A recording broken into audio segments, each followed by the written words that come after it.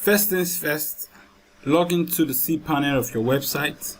As you can see, I'm logged on to the cPanel of this website here. As you can see, I'm logged into the cPanel of this website here. And you click on File Manager, it will take you here. Then look for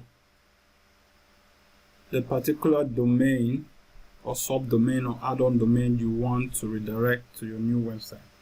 For me here, I have gadgetmart.ng. I want to redirect it to my new website. For now, if you go and search on Google gadgetmart.ng, if you click on it, see where it takes you to.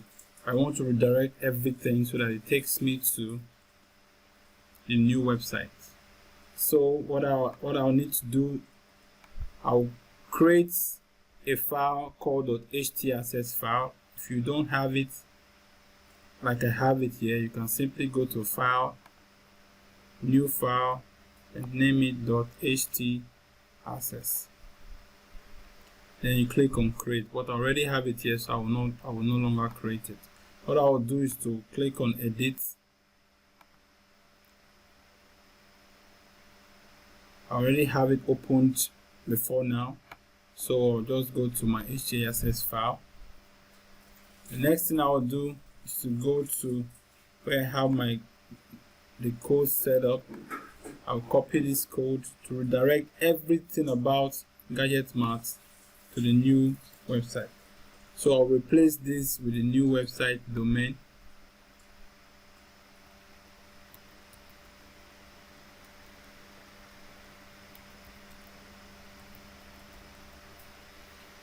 Then I'll click on Save. So I'll go back to this. I'll refresh now. You can see it has redirected me to the new website. Thank you so much.